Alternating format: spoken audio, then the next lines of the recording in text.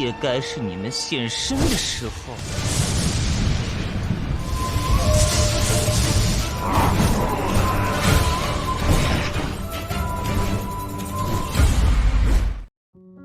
Halo semuanya, kembali lagi bersama para jagoan di sini. Seperti biasa, admin selalu mendoakan kalian semoga selalu dalam keadaan sehat dan dalam kondisi terbaik. Di video kali ini admin akan melanjutkan cerita dari Immortality Part 9. Penasaran dengan kelanjutan alur ceritanya? Dan tak berlama-lama, langsung saja kita masuk ke isi ceritanya. Cerita kembali dilanjutkan, di mana kini memperlihatkan para murid luar Sekte Yuhua akhirnya mulai bergerak untuk berburu para bandit pasir.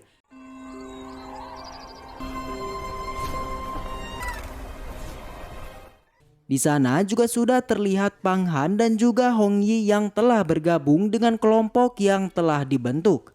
Tak hanya itu, kelompok berburu saat ini juga nampaknya akan kedatangan sosok murid senior Yuan Jiangkong.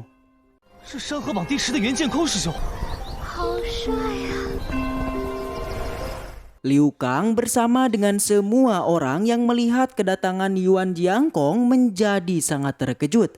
Nampaknya mereka saat ini sangat tidak terduga atas bantuan yang langsung melibatkan sosok yang sangat kuat. Kedatangan Yuan Jiangkong jelas sekali lagi membuat Hong Yi dan Pang Han tahan-tintinya menjadi tak percaya. Sebuah tatapan dingin yang menuju pada Pang Han jelas itu terlihat seperti sebuah misteri. Aura yang terpancar dari Yuan Jiangkong membuat Pang Han menjadi sangat waspada.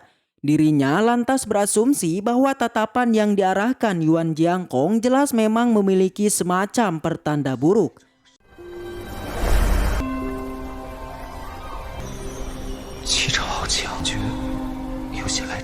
Dan kini sudah dipastikan ketua dari kelompok pemburu itu adalah Yuan Jiangkong. Ketenaran, prestasi, dan pengalamannya jelas sudah lebih jauh dari mereka semua. Waktu demi waktu terus berlalu. Perjalanan yang sangat panjang membuat waktu akhirnya sampai hingga sore hari. Tak lama setelah itu akhirnya malam pun tiba, di mana kini mereka semua jelas sudah memasuki sebuah area gurun pasir yang sangat luas. Tak hanya itu, suasana yang sunyi dan sepi itu memang melengkapi situasi mencekam pada tempat tersebut. Waktu yang sudah hampir malam, mereka pun akhirnya memutuskan untuk beristirahat di tempat tersebut.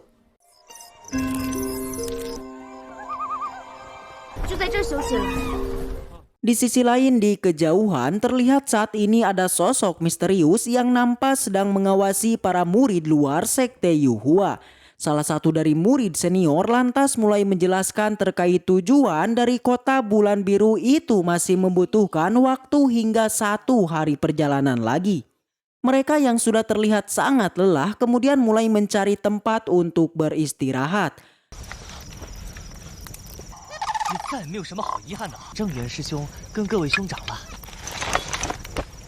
Bersamaan dengan itu, salah satu dari murid senior di sana lantas kemudian mendatangi Yuan Jiangkong yang nampak sangat mencurigakan.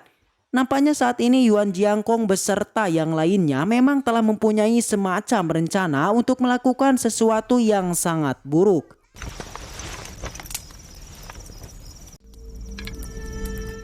Hong Yi dan Liu Kang saat ini juga terlihat mulai menutup matanya. Akan tetapi Pang Han yang melihatnya, ia pun kemudian lantas melakukan sebuah pelatihan genjutsunya. Pang Han saat ini memang telah mulai mengerti mengenai pentingnya kekuatan spiritual bagi seorang pendekar.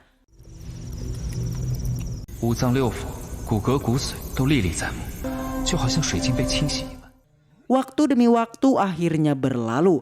Pelatihan spiritual akhirnya berakhir. Hal itu ditandai atas Pang Han yang memang telah merasakan ada sosok yang datang kepadanya.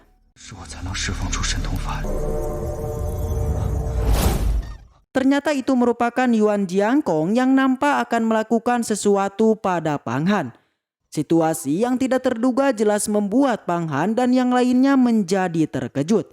Ternyata tujuan dari Yuan Jiangkong itu meminta pada Pang Han untuk mengembalikan sebuah pedang yang tempo lalu ia sembunyikan.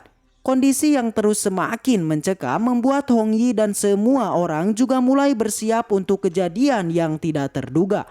Salah satu murid senior di sana juga mulai penasaran dengan sosok Pang Han yang bisa melenyapkan sebuah pedang tanpa jejak. Tanya itu Yuan Jiangkong di sana juga mulai mengira bahwa Pang Han memang telah memiliki sebuah pusaka yang sangat luar biasa. Dirinya yang terus mendesaknya lantas kemudian meminta pusaka dari tangan Pang Han. 果然还是因为灵界之事。师弟越来越不简单了，不应该有这等法宝吧？拿来，不好。 Situasi terburuk yang tidak disangka akhirnya terjadi, di mana Pang Han nampak sangat kebingungan atas tindakan yang akan ia lakukan.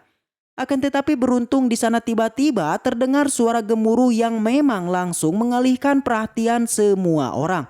Ternyata suara tersebut itu bersumber dari pasukan yang tengah mendatangi mereka semua. Mereka adalah bandit pasir. 那是什么声音？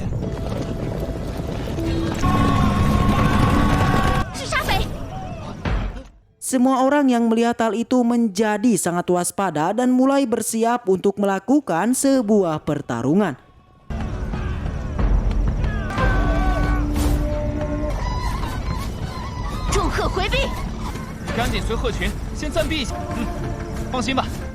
Yuan Jiangkong yang menjadi ketua lantas mulai melakukan sebuah pergerakan.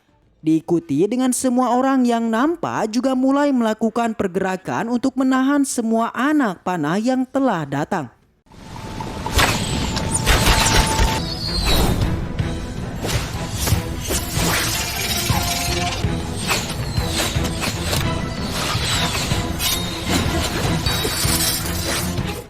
Pangeran Bao yang kewalahan, ia pun akhirnya terkena salah satu dari anak panah itu.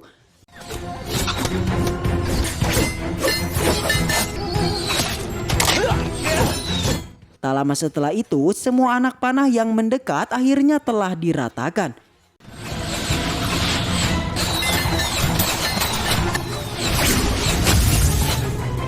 Membuat kini pertarungan Battle Royale akhirnya terjadi.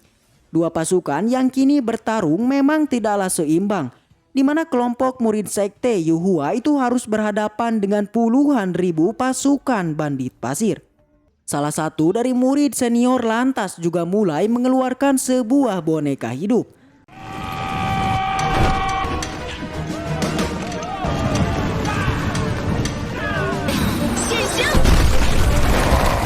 Kemunculannya jelas membuat para murid sekte Yuhua itu menjadi sangat diuntungkan.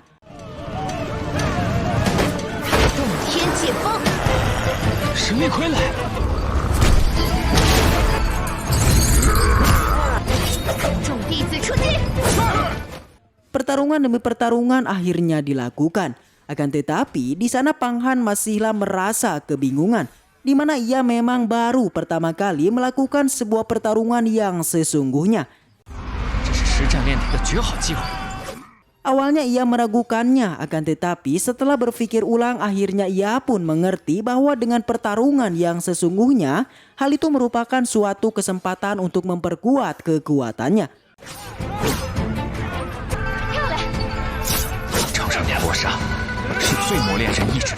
Waktu demi waktu terus berlalu. Satu persatu para musuh akhirnya mulai bisa dikalahkan.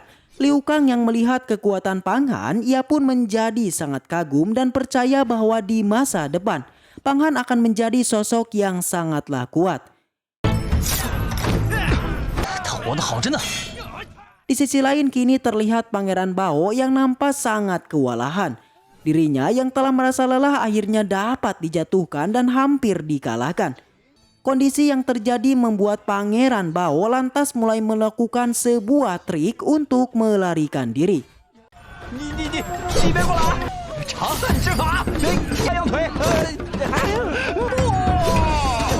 Salah satu murid senior yang melihatnya menjadi sangat kesal dan bahkan menyebutnya sebagai seorang sampah.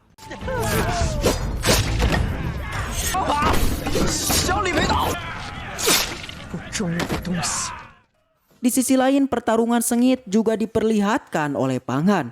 Dirinya yang tidak mengenal lelah lantas terus menghabisi satu persatu para musuh dengan pedangnya. Akan tetapi salah satu dari bandit pasir lantas menyerang Pang Han dari arah belakang. Beruntung Hong Ye yang melihat hal itu lantas langsung menolongnya dan mulai mengingatkan pada Pang Han untuk selalu berkonsentrasi dalam sebuah pertempuran.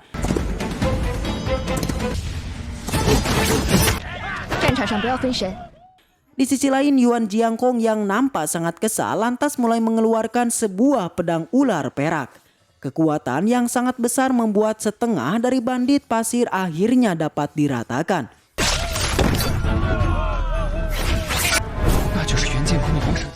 Melihat hal itu, Pang Han menjadi sangat terkejut dan mulai waspada mengenai Yuan Jiangkong yang memang memiliki kekuatan pedang ular perak. Tanya itu, kekuatan dari pedang ular perak itu bahkan mampu memusnahkan hampir seluruh pasukan bandit pasir. Akan tetapi sesuatu yang tak diduga akhirnya terjadi, di mana kekuatan yang awalnya ia lancarkan pada pasukan musuh, kini nampak terlihat Yuan Jiangkong memang tengah menyerang Pang Han.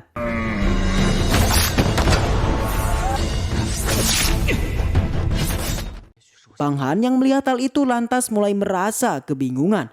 Awalnya Pang Han berpikir Yuan Jiangkong memang tengah menargetkan para musuh yang ada di sampingnya.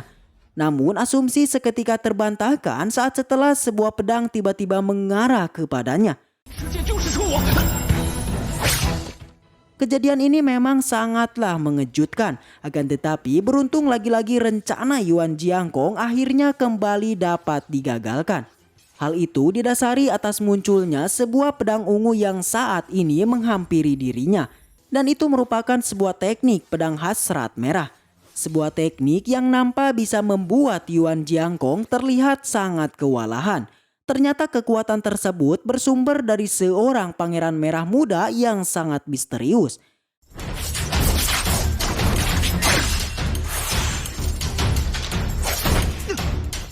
Tanya itu, kedatangannya juga membuat semua orang menjadi terkejut.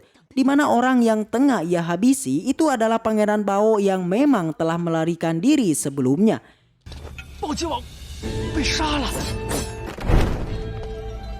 Sikapnya yang sangat misterius jelas membuat semua orang mulai menjadi sangat waspada. Tak lama setelah itu, dirinya yang mulai serius lantas kemudian langsung mengeluarkan sebuah teknik pemanggilan yang bisa mendatangkan para monster dari dimensi lain.